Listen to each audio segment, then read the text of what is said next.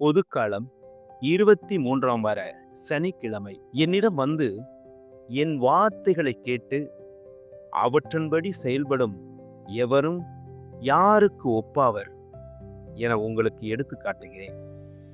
லூக்கா எழுதிய தூய நற்செய்தி அதிகாரம் 6 இறை திருவசனங்கள் 43 49 முடிய. முள்ளிருக்கும் செடியில்தான் மின்னுகிறது ரோஜாப்பூ. அரளிப்பூவும் பேரழகே, அதன் விதையோ உயிரின் பகை.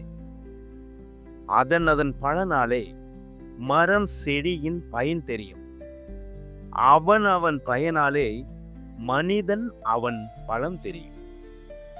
நல்ல மரம் போல் நல்லோரும் நற்கனியாய் செயல்படுவார். உள்ளத்தில் நிறைவழகை சொல்லென்றால் வெளிப்படுவார்.